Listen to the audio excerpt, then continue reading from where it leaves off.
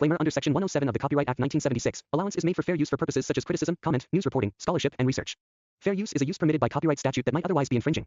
Non-profit, educational, or personal use tips the balance in favor of fair use. வாழ்க்கையில் நம்ம ஒரு குற்றம் பண்ணும்போது அந்த குற்றம் நமக்கு யாராவது பண்ணுவாங்களான்ற எண்ணம் ஓட்டம் ஓடிக்கிட்டே இருக்கும். இந்த மூவியோட டைரக்டர் இன்ட்ரோவர்ட்னு சொல்லிட்டு அவர் காமிச்சிருக்காரு. இந்த மூவிக்குள்ளே போயிடலாம் வாங்க.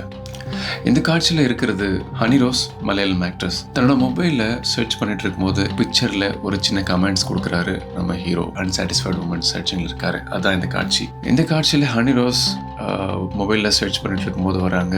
அதனோட பதிவில் அன்சாட்டிஸ்ஃபைடு உமன் யாராவது இருக்காங்களான்ற ஒரு தேடலில் நம்ம ஹீரோ ஒரு சின்ன கமெண்ட்ஸ் கொடுக்குறாரு. அதுதான் இந்த கமெண்ட்ஸ். அவருடைய நீண்ட தேடல் நின்றுகிட்டே போகுது. அப்போது அந்த நீண்ட தேடலுக்கு இடையில் ஒரு காஃபி குடிக்க ட்ரை பண்ணுறாரு. நீண்ட தேடலுக்கு இடையில் ஒரு காஃபி குடிக்கணும்னு நினைக்கிறாரு. ஆனால் காஃபி இல்லை. அப்போ அவரோட ஒய்ஃபை கூப்பிட்டே இருக்காரு. எந்த ஒரு சத்தமும் அங்கேருந்து வரல. அப்போ ஒய்ஃபை தேடி போகிறாரு. ஆனால் ஒய்ஃப் ரொம்ப பிஸியாக நெயில் பாலிஷ் போடுறதுல இன்வால்மெண்ட்டாக இருக்காங்க. நம்ம ஹீரோவுக்கு சின்ன கோபம் வருது. டீ போடுற கேப்புக்கு இடையில் ஒரு சின்ன ஹை மெசேஜ் அவருக்காக வருது.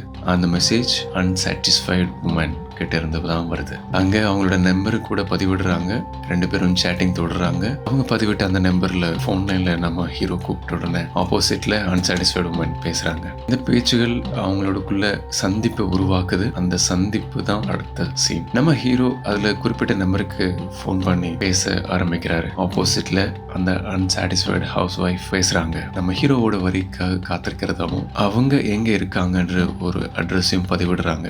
இந்த ஷாட்டில் அவங்க அந்த அன்சாட்டிஸ்ஃபைடு ஹவுஸ் ஒய்ஃபை தேடி போடுறாரு நம்ம ஹீரோ. அன்சாட்டிஸ்ஃபைடு உமனை தேடி போகிற இடத்துல நம்மளால் ஒரு பாக்கெட் வாங்குறாரு. பதிவிட முடியாத ஒரு பாக்கெட். சின்ன ஒரு புன்முறுவலோடு அது கொடுக்குறாரு. ஆனால் அந்த புன்முறுவலும் கூட அண்டர்ஸ்டாண்ட் பண்ணிக்க முடியாத நம்ம ஹீரோ திருப்பி கொஞ்சம் கோபத்தோட அந்த பொண்ணுகிட்ட, உங்கள் அப்பா கூட இந்த மாதிரி ஒரு பொருளை உருவாக்காமல் இருந்திருக்கலாம், அதை இது யூஸ் பண்ணியிருந்திருந்தா அப்படின்ற ஒரு மோசமான வார்த்தை கூட யூஸ் பண்ணுறாரு. அதில் அந்த உமனுக்கு சின்ன சங்கடம் வருது பாருங்க. நம்ம ஹீரோ அந்த அன்சாட்டிஸ்ஃபைடு ஹவுஸ் ஒய்ஃபோட வீட்டில் யாருக்கும் தெரியாமல் ரீச் ஆகிட்டாரு. இவருக்காக காத்திருந்த அந்த அன்சாட்டிஸ்ஃபைடு ஹவுஸ் ஒய்ஃப் ஒரு சின்ன பொண்ணு முறையில் காமிக்கிறாங்க. 2 பேர்த்துகளில் சில விவாதங்கள் போகுது. நேற்றுக்கு காமிச்ச ஃபோட்டோ விட நேரில் பார்க்கும்போது ரொம்ப அழகாக தான் இருக்கீங்க அப்படின்ற ஒரு வார்த்தையோட அந்த அன்சாட்டிஸ்ஃபைடு ஹவுஸ் ஒய்ஃப் தொடங்குறாங்க. டென்ஷனை பற்றி எல்லாம் கவலைப்படாதீங்க அப்படின்ற ஒரு தாட்ஸோடு போகுது.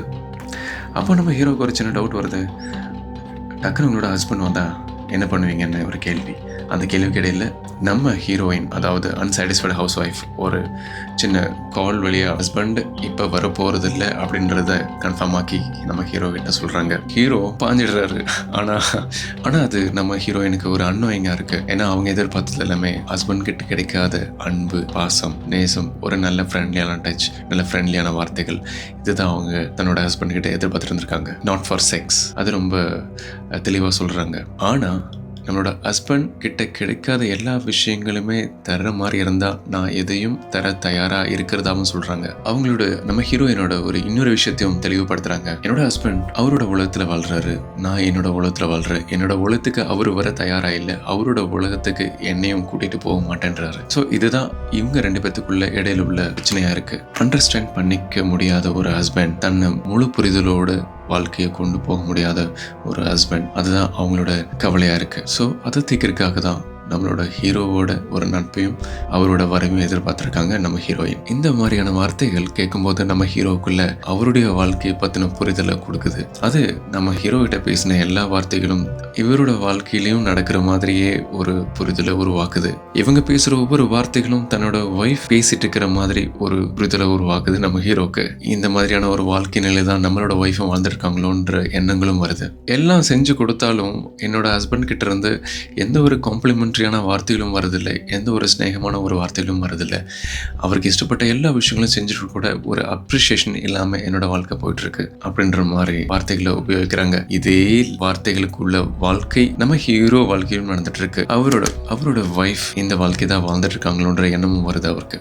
இப்போ நம்ம ஹீரோ தொடக்கத்தில் ஒரு காஃபி குடிக்கிறதுக்காக எடுத்த சீன் இப்போ ரிப்பீட் ஆகுது. அந்த சீனில் நான் கொடுத்த சாய் எப்படி இருக்குன்னு கேட்குறாரு. அந்த சாயா நல்லா இருக்குன்னு காம்ப்ளிமெண்ட்ரியாக அவங்க ஒய்ஃப் சொல்கிற வார்த்தைகள் இவருக்கு அது இஷ்டப்படல. அப்போ இப்போ இவ்வளோ நாளாக நீ கொடுத்த காஃபி நல்லா இல்லைன்றத நீ உணர்றியான்னு கேட்குறாரு. அதுக்கு ஒய்ஃப் இல்லை நான் இது காம்ப்ளிமெண்ட்ரியாக தான் உங்ககிட்ட சொன்னேன், நிஜமாவே நான் இப்போ குடிச்சிருக்கிற காஃபி நல்லா இல்லைன்னு. அப்போ அந்த கான்வர்சேஷன் நீளுது. 2 பேத்துக்குள்ளேயும் புரிதல் இல்லாமல் போகுது. சண்டேயும் வருது. திரும்ப சீன் ரிப்பீட் ஆகுது. கரண்ட் சுச்சுவேஷனுக்கு போகுது. அப்போ அவருக்கு ஒரு கால். நம்ம ஹீரோயின் என்ன டயலாக் யூஸ் பண்ணாங்களோ அதே டயலாக இப்போ நம்ம ஹீரோவோட ஒய்ஃபும் யூஸ் பண்றாங்க. அதுதான், எப்போ வீட்டுக்கு வருவீங்க, சாப்பிட வருவீங்களா, கன்ஃபார்ம் பண்ணிக்கிறதுக்காக தான் நான் உங்ககிட்ட இப்போ பேசிட்டு இருக்கேன்னு சொல்றாங்க. அப்போ ஹீரோ இல்லைன்ற மாதிரி சொல்றாரு. ஹீரோயின் என்ன டயலாக் யூஸ் பண்ணாங்களோ அதே டயலாக நம்ம ஹீரோவோட ஒய்ஃபும் யூஸ் பண்ணியிருக்காங்க. அப்போ அவருக்குள்ள ஒரு சின்ன ஸ்பார்க் வருது. இந்த மாதிரி நிகழ்ச்சி நம்ம வீட்டில் நடந்துட்டு இருக்கோ அப்படின்ற ஒரு எண்ணம் அவருக்குள்ள வருது.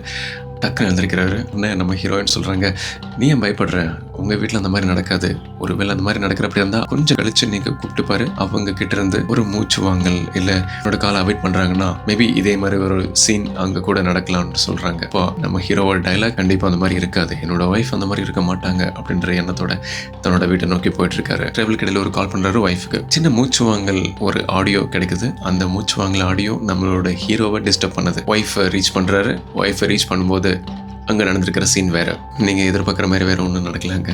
ஒய்ஃப் அவருடைய துணியை துவைச்சு காய வச்சுட்டு இருக்காங்க. ஒய்ஃப் நான் இதை எதிர்பார்க்கலன்னு சொல்கிறாங்க. அவரோட மனமாற்றம் இப்போ நடந்திருக்கும் கண்டிப்பாக. ஏன்னா அவரோட ஒய்ஃப் மேலே வச்சிருந்த நம்பிக்கை வீண் போகலை. இதுதான் இந்த கதையோட எண்ட். அழகான ஷார்ட் ஸ்டோரி. குற்றம் செய்ய நினைச்சா நமக்கான தண்டனை நமக்கு கிடைக்கிற குற்றமாக இருக்குன்ற ஒரு புரிதலோட இந்த படம் முடியுது. இனி ஒரு அடுத்த பதிவில் கண்டிப்பாக இதே மாதிரியான ஒரு ஷார்ட் மூவியை பார்க்கலாம். பிடிச்சிருந்தா கமெண்ட்ஸ் பண்ணுங்க. இந்த மாதிரி மூவி ஏதாவது வேணும்னா ரிவ்யூ பண்ணணும்னா எனக்கு கமெண்ட்ஸில் போடுங்க. கண்டிப்பாக உங்களுடைய சப்போர்ட் எனக்கு தேவை. நன்றி.